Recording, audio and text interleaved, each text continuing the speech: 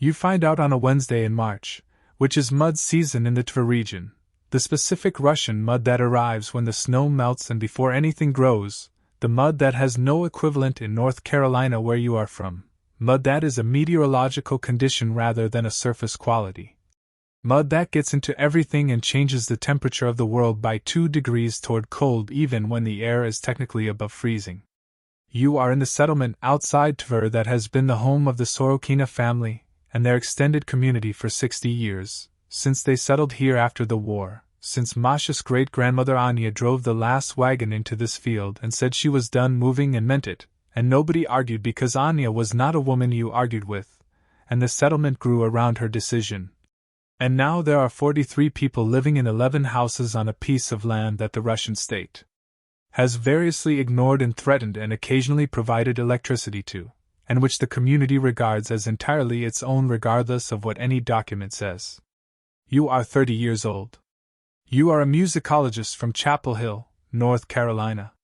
You came to Russia 14 months ago to research the choral tradition of the Ruska Roma for your dissertation, a project your advisor called ambitious and your committee called risky, and that brought you here with a recorder and a notebook and the Russian you learned over 3 years in a university program, which turns out to be a different Russian from the one spoken in this settlement, both in vocabulary and in the specific quality of its music.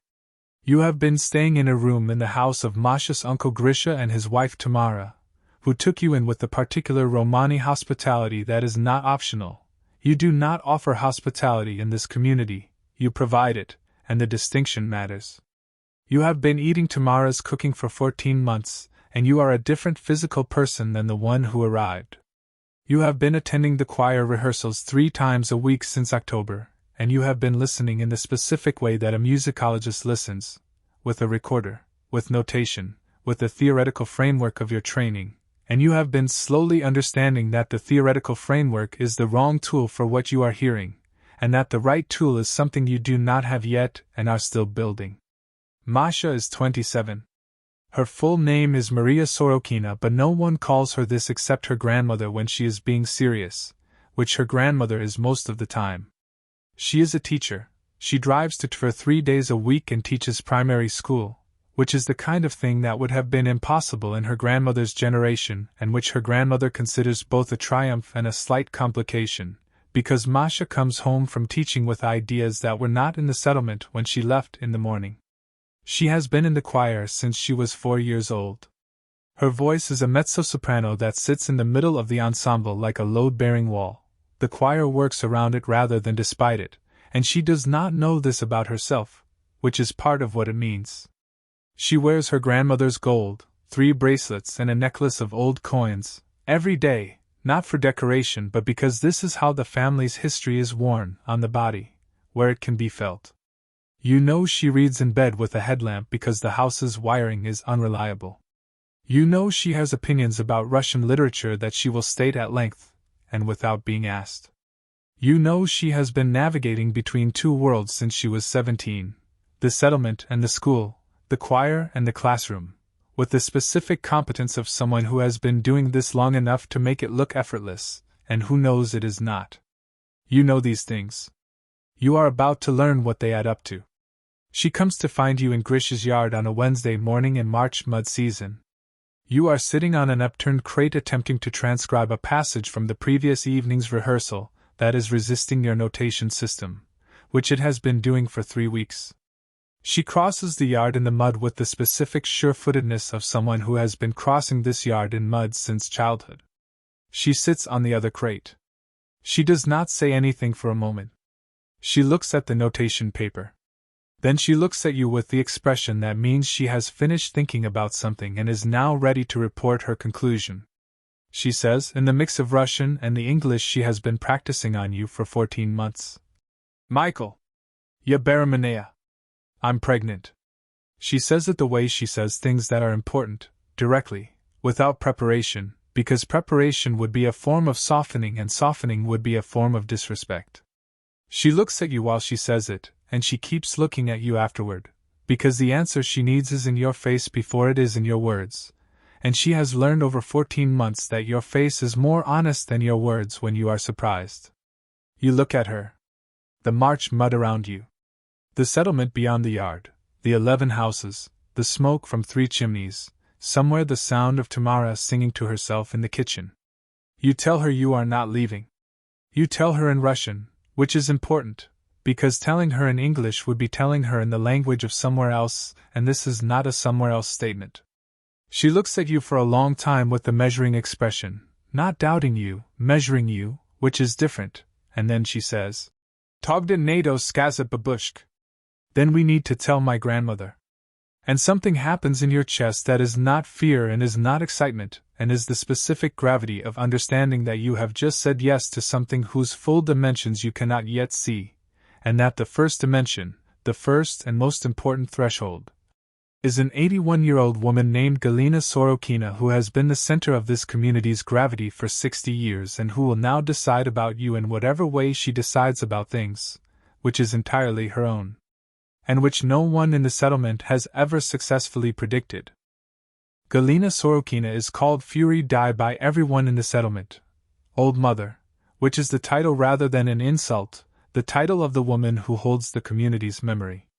She is 81 years old, and she has been in this specific field outside Tver for 60 years, and before that she was on the road, and before that she was in the camps, not the Tabor, the other kind, the camps of the Second World War, the ones that took her mother and her aunt and her brother, and from which she emerged at 14 with nothing except the songs, which she had memorized with the specific urgency of someone who understood that the songs were the most important thing to carry, because they weighed nothing and could not be taken.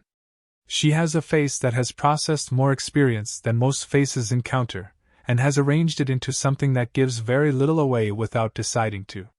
She wears her gold, more than Masha, a lifetime's accumulation, and when she moves the gold moves with her and makes a sound that is itself a kind of music. She speaks Russian and Romance and a little Polish from her childhood, and she switches between them without noticing. She has been watching you since October with the attention of a woman who has been reading Gage for 60 years and knows exactly what she is looking at. You are brought to her on a Wednesday afternoon. She is in her house, the largest house in the settlement, the one that has been added to over 60 years as the community grew around her, a house that has the specific quality of a place that has held everything. She is sitting at the kitchen table. She has been expecting you, which means Masha called ahead, which means Masha had a plan, which you are only now beginning to understand is characteristic. She looks at you when you come in. She indicates the chair across from her. You sit. Masha sits beside you. Galina pours tea, from a samovar, an actual samovar, which she has maintained for 40 years, and she places a glass in front of you and one in front of Masha, and she does not place one in front of herself yet, which means the conversation has not started yet. Then she places one in front of herself. The conversation starts. She does not speak for a moment. She looks at you with the expression of a woman who has all the time she needs and is going to use it. Then she says in Russian, Ty musicant? You are a musician? You say, I study music. She considers this distinction. She says, Ito any adno itizha. That is not the same thing. You say, no, it is not. She looks at you. She says, Pachima ties these? Why are you here? You understand this is not a question about your research. You tell her why you are here, the real reason, which is that you came for the music and stayed because the music led you somewhere you didn't expect, and the somewhere you didn't expect is her granddaughter, and you are aware that this is not the answer she was looking for and is also the only true answer available. She looks at you for a long time. She says, Musica tebia privila. The music brought you. She says this not as a compliment, and not as a skepticism, but as a fact being filed, information received and placed in its correct location. She picks up her tea. She says, Poiktonibid. Sing something. You are not a singer. You are a musicologist. These are not the same thing, as she has already established. But you have been sitting in choir rehearsals for 5 months, and you have been transcribing these songs, and you have been, without intending to, absorbing them in the way that you absorb things you are around long enough, through the skin, below the level of analysis. You look at her. You look at Masha, who gives you an expression that contains no help whatsoever, which is correct, because this is not a situation where help is available or appropriate. You sing. You sing the opening of a Romani romance that you have heard the choir sing 40 times and that you have transcribed and analyzed and that you now sing badly but completely, in Romanes, from memory, without the recorder and without the notation paper, the song going where it goes because you have been carrying it for 5 months without knowing you were carrying it. You stop. The kitchen is quiet. Galina looks at you. She looks at Masha. She says something in Romanes that you do not fully understand, but Masha does, because Masha's expression changes, not to relief, to something more complicated, the expression of someone who has just been told something they already knew and needed confirmed. Galina takes a long drink of her tea. She says in Russian to you, Golos plokoi. Bad voice. She pauses. No tai slishal. But you heard. She stands up. She goes to the stove. The conversation is over. You understand, from Masha's expression and from the specific quality of Galina's back as she moves to the stove, that you have passed something whose name you do not know and whose criteria you were not given. The weeks that follow have a texture you will remember for a long time. The settlement knows about the pregnancy within 24 hours, which is the speed at which information moves in a community of 43 people who have been paying close attention to each other for 60 years. The responses are varied.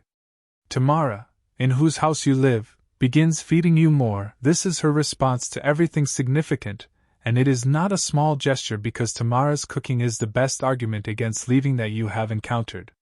Grisha, Masha's uncle, a large man who has tolerated your presence with the particular tolerance of someone who has decided to tolerate something and is being deliberate about it, comes to find you in the yard 2 days after the conversation with Galina. He does not say anything for a moment. He hands you a hammer. He says, Zabr pomogi pachinit. Help me fix the fence. You fix the fence together for 3 hours. He does not say anything about the pregnancy. He does not say anything about your staying. He says things about the fence, which posts are rotten, which wire needs replacing, where the ground is too soft to hold. At the end of 3 hours the fence is fixed, and he takes the hammer back and says, Korosho. Good. This is the conversation. Masha's father, Dmitri, is a harder question. Dmitri Sorokin is 53 years old, and he drives a truck for a living, long hauls between Moscow and St. Petersburg, and he is home for 4 days at a stretch and gone for 10. He is a large man with the specific physical quality of someone who has spent 30 years in a truck cab, which is a kind of compressed endurance that sits in the shoulders. He was not consulted before Galina, because in this family Galina is consulted first, and everyone else is informed. He received the information while he was in Moscow and he drove home early. You meet him on a Sunday when he pulls into the settlement in his truck at noon and gets out and looks at you across the yard with an expression that is not hostile and is not welcoming, and is the specific expression of a man who has not yet decided and is aware he needs to decide soon. He does not speak to you on Sunday. On Monday morning he comes to the yard where you are sitting with your notebook and he says, Pokodi so noi. Walk with me. You walk with him. He takes you to the edge of the settlement where the field begins, the open field that in March is the mud's most complete expression, brown and gray and without feature. He stands looking at it. He says, Moya mat tebia pranyala. My mother accepted you. You say you know. He says, Ona eni ashabitsia. She does not make mistakes. You say you know. He looks at the field. He says, Ya eni's na tebia. I don't know you. You saying yet? He says, Masha's Nate. Masha knows. He looks at you for a moment, the same measuring look Masha uses, the family's version of the same tool. Then he says, Ona nikagda eni oshibilas es liadmi. She has never been wrong about people. He says this not as approval, as information. The most important information he has, offered plainly. He walks back toward the settlement. You stand in the March mud alone for a moment. You understand that this is not the end of the conversation. It is the beginning of a much longer one that will be conducted over years in the language of proximity and work and the specific trust that is built not through words, but through showing up in the same field on enough mornings. The community has a choir rehearsal on Thursday evenings in the largest room of Galina's house. It has always been in Galina's house. The choir has 18 members, all Sorokinas and the men who married Sorokinas and the children old enough to hold a part. It is not a performance ensemble. It is not preparing for a concert.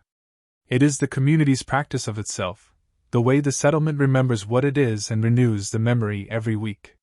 The songs are Romani romances and Russian romances and older songs whose origins the community does not fully know because they are old enough to predate the knowing. Galina does not conduct. There is no conductor. The choir finds its way to the sound through listening, each voice finding where it belongs in relation to the others, the ensemble self-organizing around Masha's load-bearing mezzo and Tamara's precise soprano, and the men's low foundation that Grisha anchors. You have been attending as an observer since October.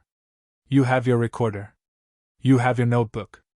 You have been welcomed as an observer in the specific way that the settlement welcomes Gaj who have been found acceptable. You are allowed to be present, but you are not in the circle, you are at the edge, which is different. On the Thursday after the conversation in Galina's kitchen, you arrive at the rehearsal as usual. You set up your recorder as usual. You open your notebook as usual. The choir assembles. They begin, the opening of a romance that you have heard 30 times and transcribed and know in your body now. They sing for 40 minutes. Then Galina, who sits in a chair at the edge of the room and does not sing because her voice is gone but who listens with the complete attention of someone who still hears everything, says something in Romance. The choir stops. She looks at you across the room. She says in Russian, Stani ryadam s Masha.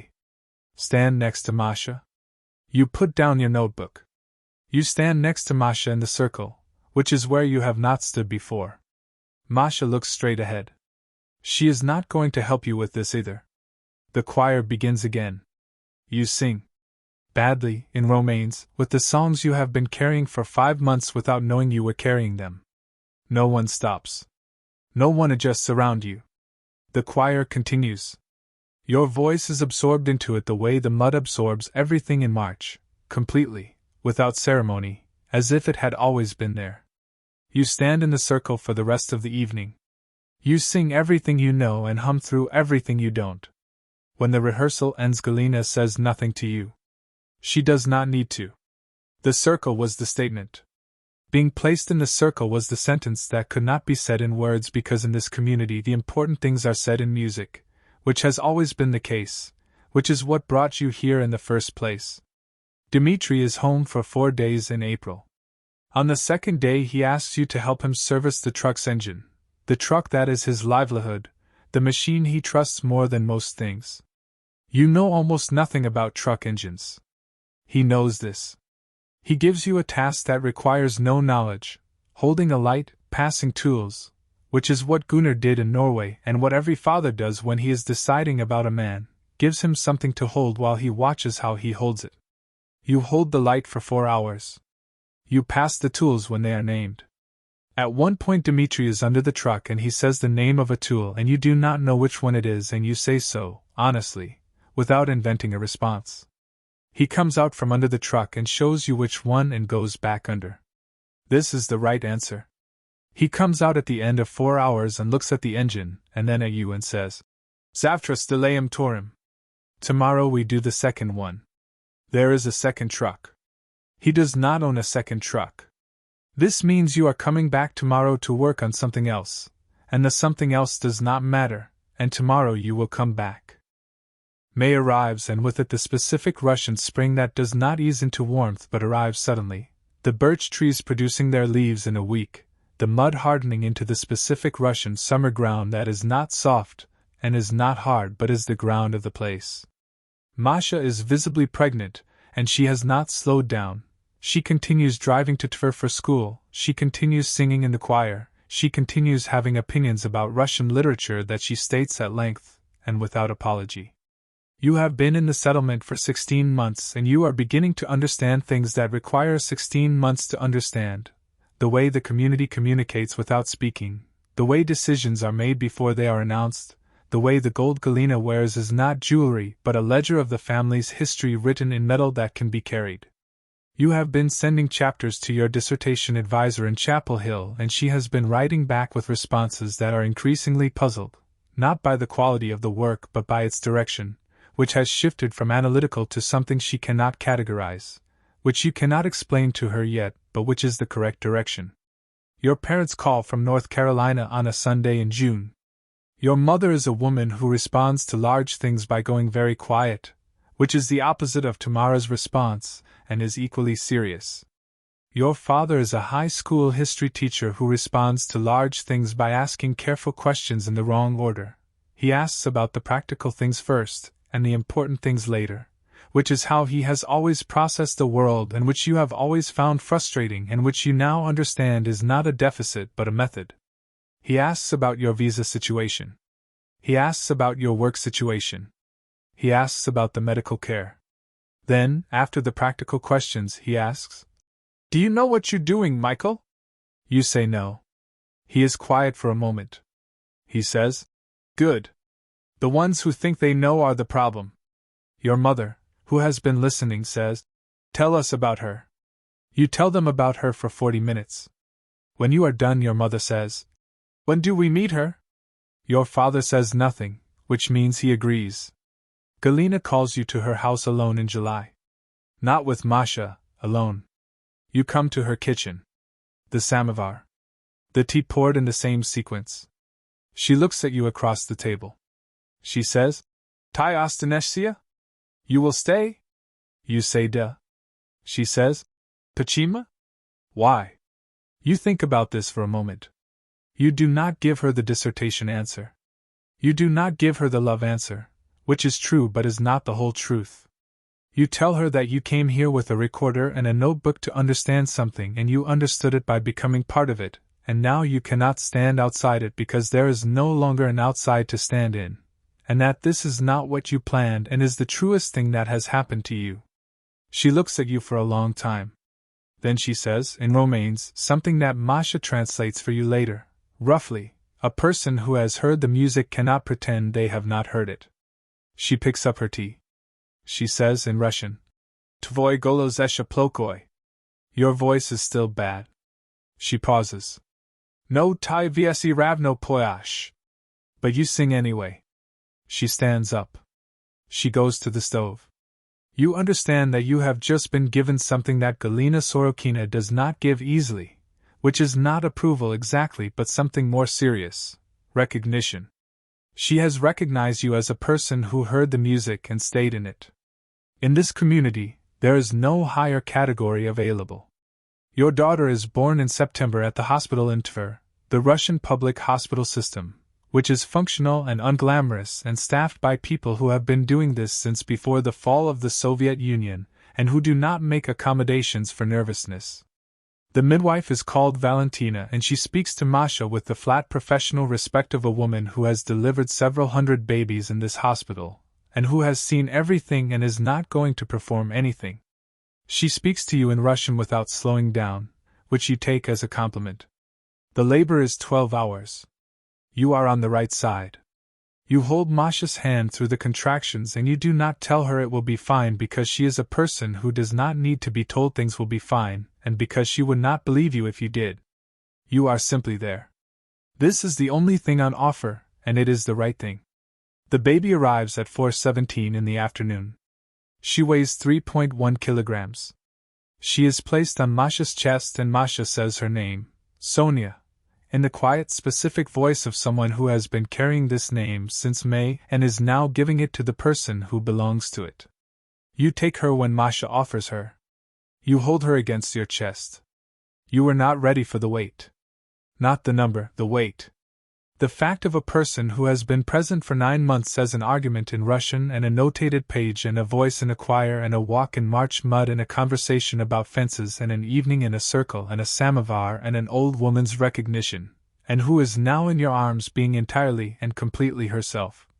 Looking at the hospital ceiling light with the focused seriousness of someone who has just arrived somewhere and is already paying attention. Galina comes to the hospital. She does not announce this, she simply arrives, at 6 in the evening, with Dmitri driving her, because Galina does not drive but she decides where she goes and Dmitri takes her there. She walks into the room with the specific authority of a woman who has been the center of a community's gravity for 60 years and whose presence reorganizes rooms simply by entering them. She looks at Masha first, a look of complete maternal assessment, everything checked, everything found as it should be. Then she looks at you holding Sonia. She crosses the room. She looks at the baby for a long time. Then she does something you have not seen her do before. She takes from her wrist one of the gold bracelets, old gold, thin and worn, the gold of someone's grandmother's grandmother, and she places it on the blanket beside Sonia. She does not explain this. She does not need to. You understand, from Masha's expression and from everything you have learned in 17 months about how this family carries its history on the body, that the bracelet is the family's ledger being extended to include a new name. The gold that was worn against Galina's skin is now beside her great-granddaughter. The family's history, which was carried on the road and through the camps and into the field outside to her and has been worn on the body for 60 years, has just been placed beside this new person. She looks at you over the baby. She nods once. It is the settled nod, not the filing nod of the kitchen table in March, not the testing nod of the choir circle in October. The other nod. The one that means the conclusion has been reached and is at rest. 6 weeks later you are in the kitchen of the house in the settlement at 2 in the morning, not Grisha's house anymore but the house that Dmitri said was available and that the community spent 2 weekends in August making ready, a small house at the edge of the settlement with 2 rooms and a window that faces the birch trees that in September turned gold, and in October dropped, and in November are bare white lines against the dark. Sonia is awake. When Sonia is awake you are awake.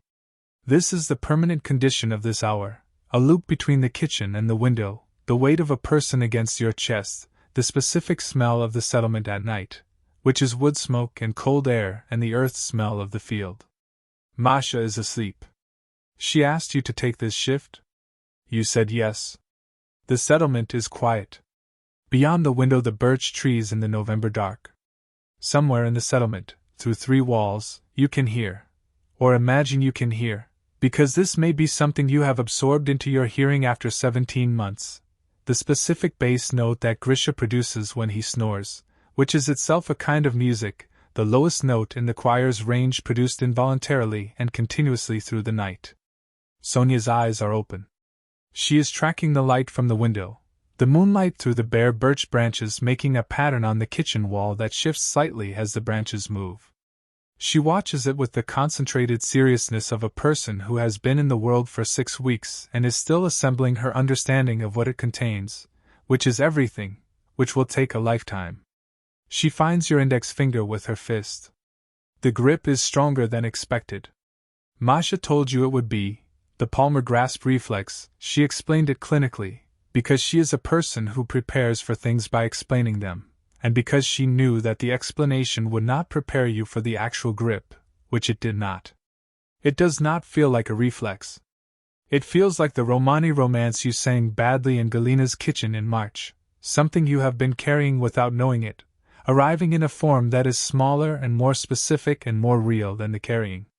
The grip on your finger at 2 in the morning in a house at the edge of a settlement outside Tver in November is the thing that the recorder, and the notebook, and the 5 years of musicology training and the 14 months of sitting at the edge of the choir circle were pointing toward without knowing they were pointing toward it. This is what you heard. This is what the music was carrying. You heard it and you stayed and it brought you here, which is to say, exactly here, this kitchen, this loop, this grip, this window, this dark with the birch trees. Your recorder is on the kitchen shelf. You have not used it in 3 months. Not because the music stopped. The music has not stopped. The choir rehearses every Thursday. Masha's voice still sits in the center of it like a load-bearing wall. Galina still sits in her chair at the edge listening with complete attention to everything. The recorder is on the shelf because you understand now that the thing you came here to capture cannot be captured. It can only be inhabited. The notation system was wrong from the beginning. Not wrong, insufficient. The music is not what the notes say. The music is what happens between the notes, in the space between voices, in the specific silence before the choir finds its way to the sound. You cannot transcribe that. You can only stand in the circle and sing badly and let it carry you where it goes. Your wallet is on the kitchen counter. In it, folded once, the printout from the second ultrasound at the TVR hospital, the one where the technician, a young woman named Oksana who had the efficient warmth of someone who does this all day and has not lost the meaning of it, pointed to the screen and said, "Vot Ona." There she is. You folded the paper and put it in your wallet without deciding to. You have taken it out 4 times, once in March in Grish's yard after Galina's kitchen, once in July after Galina's second conversation, once the night before Sonia arrived, and once tonight, before Sonia woke up, standing at the counter in the November dark. At Galina's house, the ultrasound image is on the shelf beside the old photographs. Galina as a young woman, Dmitri as a child, Masha at 4 years old with her mouth open singing, the family moving through time. Galina placed it there in October, in a frame she produced from somewhere without explanation, beside the photographs of everyone who came before. Both the wallet and the shelf are true at once. Neither cancels the other. Everything that was a dissertation is now a grip on a finger at 2 in the morning. Everything you came here to analyze is now the settlement around you, the choir on Thursday, the fence Grisha needed fixing, the truck engine Dmitri needed service, the circle you were placed in, the gold Galina placed beside the baby, the voice that is still bad, the singing anyway. You did not plan the specific shapes of this. Not this house, not this loop, not this window, not these birch trees, not this fist on your finger. What you planned was to understand something. What happened instead is that you were understood by something, assessed by an 81-year-old woman over tea in a kitchen and found to have heard the music, incorporated into a circle that does not accept gauge by any process you were given the rules for, loved into a shape that the recorder and the notebook could not have produced because the shape required your actual presence rather than your observation of it. It did not ask if you were ready. It asked if you heard. You heard. You stayed. Sonia's fist tightens on your finger once and releases and tightens again. The November dark outside the window. The birch trees bare and white. The settlement asleep around you. The choir will rehearse on Thursday. You will stand in the circle. Your voice will still be bad. You will sing anyway, because this is what you do when you have heard something you cannot stand outside of. You open your mouth and let it come through you, imperfectly, in the wrong key, without the recorder, without the notation paper, the music going where it goes because it has been going where it goes since before you arrived and will continue going where it goes long after. And the only question it ever asked of any of the voices in the circle was whether they would stay inside it long enough to become part of what it carries. You stayed.